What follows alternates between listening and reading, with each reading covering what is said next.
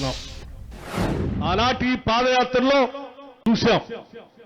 చివరికి మంచిర్యాల పట్టణంలో కూడా మాతా శిశు సంక్షేమ హాస్పిటల్ అక్కడ కట్టకూడదని, అది కడితే అక్కడ ముంపు గురవుతుందని, అక్కడ అర్ధరాత్రి అపరాత్రి వరదలు వస్తే తల్లులు ఇబ్బంది పడతారని గట్టిగా చెప్తే కూడా వినకుండా కట్టినటువంటి హాస్పిటల్లో జరిగినటువంటి సంఘటనలు కూడా చూసి ఆనాడే మాటిచ్చాం, తప్పనిసరిగా మాతా శిశు సంక్షేమ హాస్పిటల్ని మారుస్తాం, వచ్చేది ఇందిరమ్మ రాజ్యం, తప్పనిసరిగా మీకు పెద్ద ఎత్తున హాస్పిటల్ కడతామని చెప్పి, సూపర్ స్పెషాలిటీ హాస్పిటల్ కడతామని చెప్పి మాటిచ్చి ఈరోజు 300 కోట్ల రూపాయలతో మంచిర్యాల నడిబొడ్డున ఎత్తైన ప్రదేశంలో సూపర్ స్పెషాలిటీ హాస్పిటల్ కట్టుకుంటున్నాం.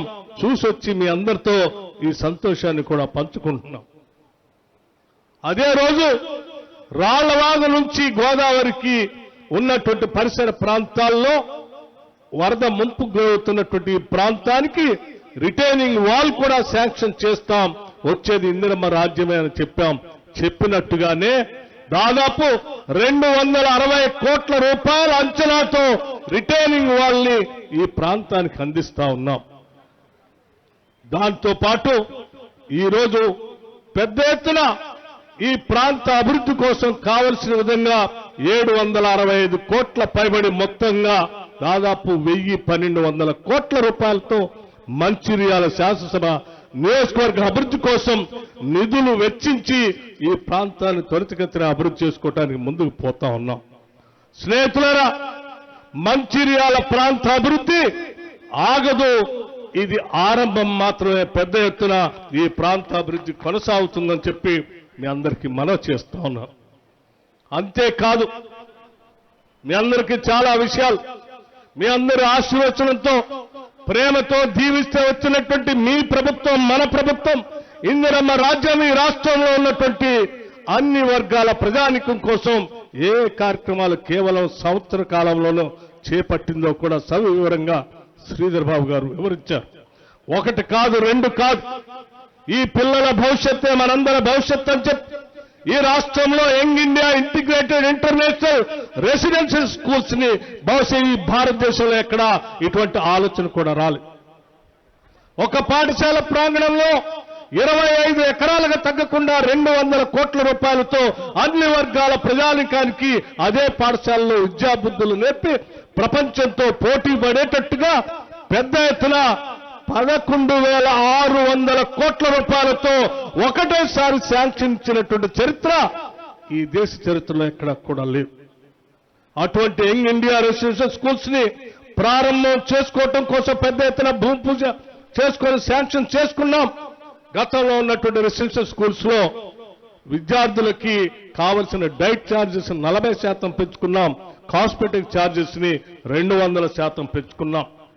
దానితో పాటు ఈ పరిసర ప్రాంతాల్లో ఆదిలాబాద్ నుంచి మొదలు పెడితే ఖమ్మం వరకు, భద్రాచలం వరకు, కృష్ణా నది పరివాహక ప్రాంతంలో ఉన్నటువంటి అనేక మంది గిరిజన కుటుంబాలను దృష్టిలో పెట్టుకొని ఆనాటి సోనియా గాంధీ గారు ఇచ్చినటువంటి ROFR పట్టాలకు సంబంధించి వాళ్ళు సాగు చేసుకోవడానికి ఆనాటి ప్రభుత్వంలో మహిళలను కూడా చూడకుండా గిరిజనులు చెట్టు కట్టేసి కొట్టిన సంఘటనల్ని మేమంతా ఖండించి ఆనాడు వాళ్ళ కోసం పోరాటం చేశాం.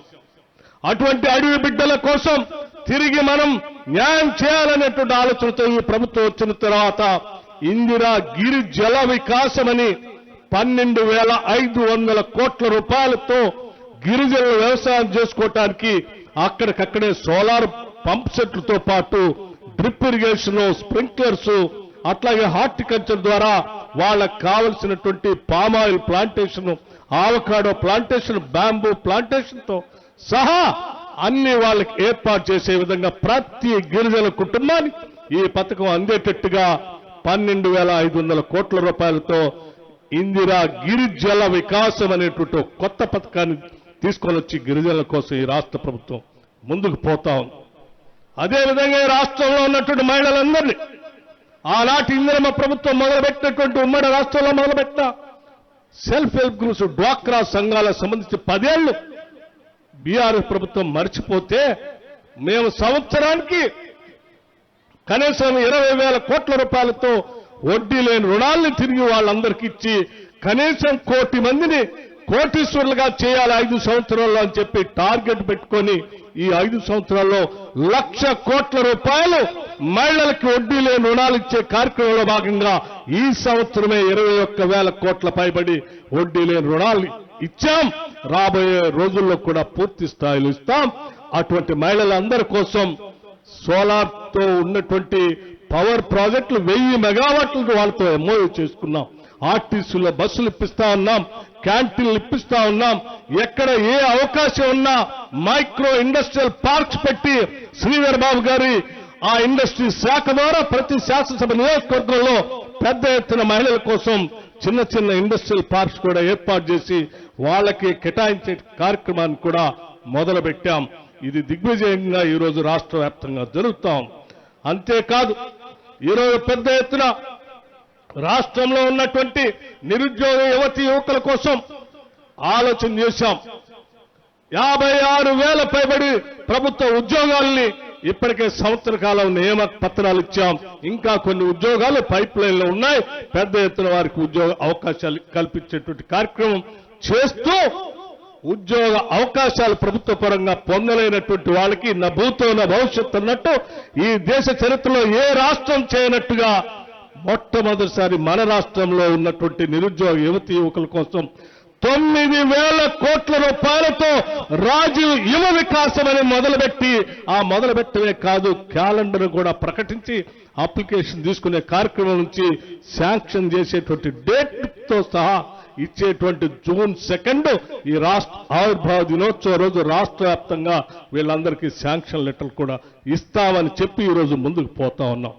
ఈ రాష్ట్రంలో ఉన్నటువంటి నిరుద్యోగ యువతి యువకులు కోరి కొట్లాడి ఈ రాష్ట్ర కోసం తెచ్చుకుంటే వాళ్ళ అవకాశాలు కల్పించాలనేటువంటి ఆలోచనతో ఈ కార్యక్రమాన్ని చేపట్టాం. దాంతో పాటు ఈ రాష్ట్రంలో ఉన్నటువంటి పేద వర్గాలకు వాళ్ళందరూ సన్నబియ్యం తినాలని 13,525 కోట్ల రూపాయలతో రాష్ట్రంలో ఉన్నటువంటి పేద ప్రజానికం మొత్తానికి దాదాపు 3,10,00,000 మందికి సన్న బియ్యం అందించాలనే కార్యక్రమాన్ని రాష్ట్ర ప్రభుత్వం తీసుకొని ముందుకు వెళతా ఉంది. ఇది ఆనాటి ప్రభుత్వాలు సన్న బియ్యం అని సన్నాయి నొక్కులు నొక్కారు తప్ప ఏ ఒక్కరోజు కూడా ప్రజలకు సన్న బియ్యం ఇవ్వాలనేటువంటి ఆలోచన చేయలేదు. ఈ రోజు మన ప్రభుత్వం పేదల ప్రభుత్వం అందరికీ సన్న బియ్యం ఇచ్చే కార్యక్రమం చేపడుతుంది. అంతేకాదు పండించే రైతులకి 2,675 కోట్ల రూపాయలతో వరి సన్న ధాన్యాన్ని పండిస్తే బోనస్ ఇస్తా ఉన్నాం. వాటితో పాటు వ్యవసాయ పంప్ సెట్లకి 12,500 కోట్ల రూపాయల సబ్సిడీ రూపేణా రైతాంగ సోదరులకు దాదాపు 29 లక్షల పంప్ సెట్లకి ఈ రోజు మనం రాష్ట్ర ప్రభుత్వం తరఫున విద్యుత్ శాఖకి డబ్బులు కడతా ఉన్నాం. ఈ రాష్ట్రంలో ఉన్నటువంటి మహిళలందరికీ కూడా ఉచిత బస్సు ప్రయాణం చేయాలని 5,500 కోట్ల రూపాయలు ఆర్టీసీ శాఖకి రాష్ట్ర ప్రభుత్వం మహిళల కోసం డబ్బులు కట్టింది. మీరంతా ఉచిత ప్రయాణాలు చేయటం. ఈ రాష్ట్రంలో ఉన్నటువంటి మహిళలందరికీ అర్హత కలిగినటువంటి వాళ్ళందరికీ 500 రూపాయలకే గ్యాస్ సిలిండర్ ఇవ్వాలని చెప్పి 43 లక్షల కుటుంబాలకి లబ్ధి చేరేటట్టుగా 433 కోట్ల రూపాయలు ఈ రోజు రాష్ట్ర ప్రభుత్వం సివిల్ సప్లైస్ శాఖకి నిధులు కడతా ఉంది. గృహజ్యోతి పథకం ప్రతి పేద కుటుంబం 200 యూనిట్ లోపల ఉన్నటువంటి వాడుకున్నటువంటి వాళ్ళందరికీ ఉచిత కరెంటు ఇచ్చేటట్టుగా దాదాపు 1,775 కోట్ల రూపాయల్ని ఈ రాష్ట్రంలో 50 లక్షల కుటుంబాలకి 200 యూనిట్లు ఉచిత కరెంటు ఇవ్వటం కోసం రాష్ట్ర ప్రభుత్వం నిధులు విద్యుత్ శాఖ నేరుగా కడతా ఉంది. మీ అందరి తరఫున రాష్ట్ర ప్రభుత్వం ఈరోజు ఈ డబ్బులు విద్యుత్ శాఖ చెల్లించింది. అట్లాగే పేదలందరి కోసం చూసాం. పాదయాత్ర మొత్తం ఎక్కడ పైన ఇళ్లు కావాలని అడుగుతున్నటువంటి పేదవాళ్ల గురించి ఆలోచన చేసి రాష్ట్ర ప్రభుత్వం ముఖ్యమంత్రి రేవంత్ రెడ్డి గారి నాయకత్వంలో కేబినెట్ మొత్తం ఒక నిర్ణయం తీసుకొని మన పేదవాళ్ల కోసం ఇందిరమ్మ ఇళ్లు ఇవ్వాలి, ఒక్కొక్క ఇంటికి 5 లక్షల రూపాయలు ఇవ్వాలి అని చెప్పి దాదాపు 4,50,000 ఇళ్లకి 22,500 కోట్ల రూపాయలతో ఈ సంవత్సరమే ఇందిరమ్మ ఇళ్లను శాంక్షన్ చేసి ముందుకు పోతా ఉన్నాం. ఇది ఈ దేశ చరిత్రలోనే ఒక గొప్ప కార్యక్రమం. 10 లక్షల రూపాయలు పెద్ద ఎత్తున రాజు ఉచిత వైద్యం కోసం ఖర్చు పెడతా ఉన్న ప్రతి కార్డు వారికి 163 రకాల చికిత్సల్ని అందులో పొందుపరిచాం. వాటితో పాటు రైతన్నకి ఇచ్చినటువంటి మాట మేరకు దాదాపు రుణమాఫీ చేయటం కోసం 21,000 కోట్ల రూపాయలని బహుశా గత 10 సంవత్సరాల కాలంలో 1,00,000 రూపాయలు కూడా రుణమాఫీ చేయని, ఒకటేసారి 1,00,000 రూపాయలు కూడా రుణమాఫీ చేయనటువంటి టీఆర్ఎస్ నాయకత్వం ఈ రోజు 21,000 కోట్ల రూపాయలు కేవలం 3 నెలల్లో 2 లక్షల లోపు ఉన్నటువంటి వ్యవసాయదారులందరికీ వాళ్ళ అకౌంట్లో డబ్బులు వేస్తే ఇంకా వాళ్ళు మాట్లాడుతూ ఉన్నారు.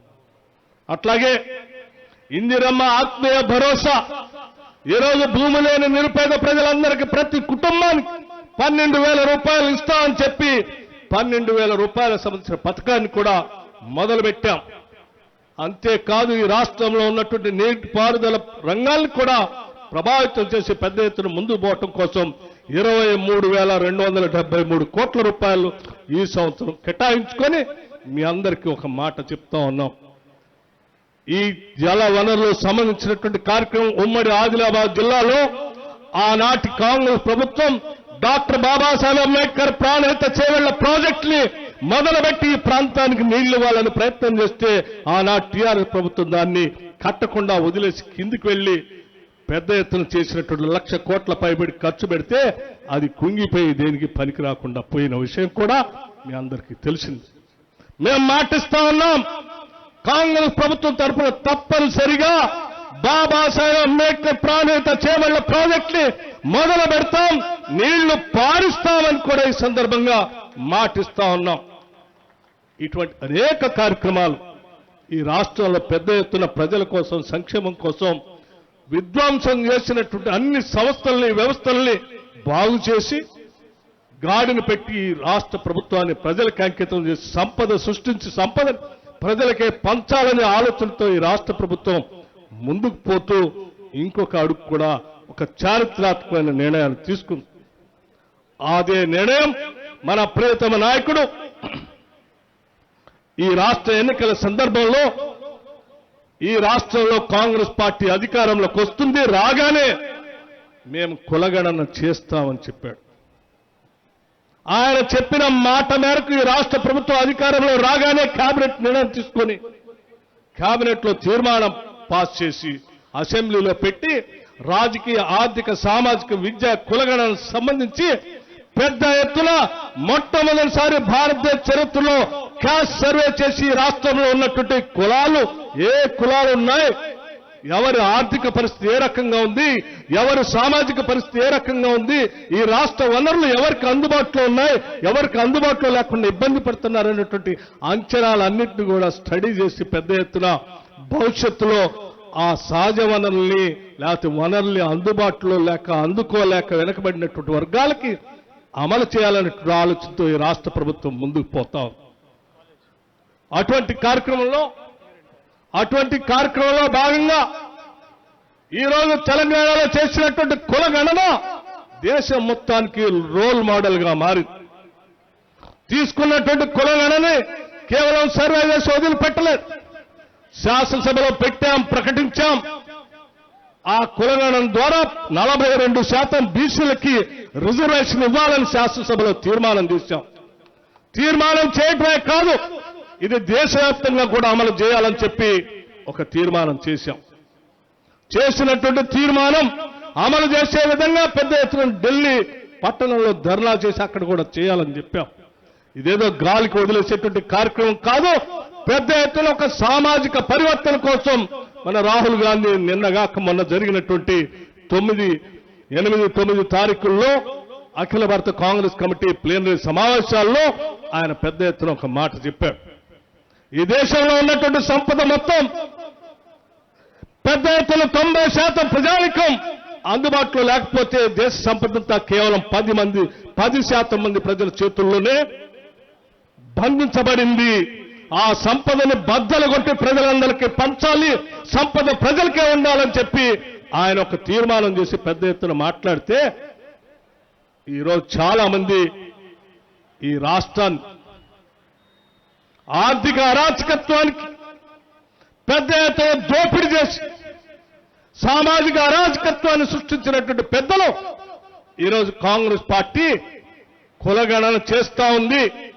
జరిగినటువంటి కులగణన ద్వారా వనరులు పెంచేటువంటి కార్యక్రమంలో ముందుకు పోతా ఉంది. దాంతో పాటు దశాబ్దాలుగా ఎస్సీ కేటగరైజేషన్ గురించి ఆలోచన చేస్తుంటే ఎవరు చేయకపోయినా వీళ్ళు చేసి న్యాయం చేసేటువంటి కార్యక్రమాన్ని ముందుకు పోతా ఉన్నారు. ఈ రెండు జరిగితే రాష్ట్రంలో బలహీన వర్గాలు, దళితులు, గిరిజనులు పెద్ద ఎత్తున లబ్ధి చెందుతారు, బహుజనులంతా బాగుపడతారని వాళ్ళు ఆపాలనేటువంటి ఒక రాజకీయ కుట్రతో ఆర్థిక అరాచకత్వాన్ని సృష్టించినటువంటి రాజకీయ పార్టీలకు సంబంధించిన బీఆర్ఎస్ నాయకత్వం, బీజేపీ నాయకత్వం ఈరోజు రాష్ట్ర ప్రభుత్వంపై విషం కక్కుతాం. నేను చెప్తా ఉన్నాను ఒకటే మాట, ఈరోజు మీరు ఆనాడు సృష్టించినటువంటి ఆర్థిక అరాచకత్వంతో రాజకీయ అరాచకత్వాన్ని ఈరోజు సృష్టించడం కోసం ప్రయత్నం చేస్తా ఉన్నారు. కానీ మీరు ఏమీ సాధించలేరు. ఎందుకనంటే ఈనాటి కాంగ్రెస్ పార్టీ, కాంగ్రెస్ ప్రభుత్వం, రాజీవ్ గాంధీ గారు కానీ, రేవంత్ రెడ్డి గారు కానీ, ఈ కేబినెట్ కానీ పూర్తిగా కట్టుబడి ఉంది. కులగణన ద్వారా జరుగుతున్నటువంటి సంఖ్యాపరంగా ఆర్థిక వనరులు పంచే కార్యక్రమంలో పూర్తి స్థాయిలో ముందు పోయే కార్యక్రమంలో ఉంది. నువ్వు కాదు, నీ తాత కాదు, నీ ముత్తాత కాదు, ఎవడొచ్చి ఆపినా ఈ సామాజిక పరివర్తన, సమసమాజ నిర్మాణం కాంగ్రెస్ పార్టీ సిద్ధాంతం తప్పనిసరిగా ముందుకు తీసుకొని పోతాం. ఈ ఆర్థిక వనరుల్ని పంచుతాం. ఇదే ఈ రాష్ట్ర ముఖ్యమంత్రి నిర్ణయం. దానికి మేమంతా కట్టుబడి పెద్ద ఎత్తున మా కేబినెట్ అంతా నిర్ణయం తీసుకొని ముందుకు పోతా ఉన్నాం. రాజీవ్ గాంధీ గారే ఈ దేశానికి ఒక దార్శనికుడు, ఈ దేశానికి దశాదిశ నిర్దేశం చేస్తా ఉన్నాడు. రాహుల్ గాంధీ గారు ఓ పక్కన, అదానీ గారు, అంబానీ గారు అడ్డగోలుగా దేశ సంపదనంతా క్రోనిక్ క్యాపిటలిస్టులు దోపిడీ చేస్తా ఉంటే ఆయన భారత్ జోడో యాత్ర అని ఒక పిలిపించి ఈ దేశ సంపద ప్రజలకే ఉండాలని పిలిపించాడు. ఈ దేశ వనరులు ప్రజలకే చెందాలని పిలిపించాడు. భారత్ జోడో యాత్రలో వేలాది కిలోమీటర్లు నడిచి ఈ దేశానికి దశ దిశ నిర్దేశం చేస్తూ రాబోయే రోజుల్లో ఈ దేశ సంపద ప్రజలందరికీ పంచుతాం. ఆ కార్యక్రమే కాంగ్రెస్ పార్టీ ముందున్నటువంటి ఏకైక లక్ష్యం. ఈ దేశ వనరులు కానీ, రాష్ట్ర వనరులు కానీ ప్రైవేటు వ్యక్తుల చేతుల్లోకి ఎట్టి పరిస్థితుల్లో పోనీయమని చెప్పి ఈరోజు ముందుకి పోతూ ఆయన ఒక నినాదం ఇస్తే కొద్దిమంది కుహన మేధావులు తెలుసో తెలియక వారి మీద చాలా సంవత్సరాలుగా మాకు గౌరవం ఉంది.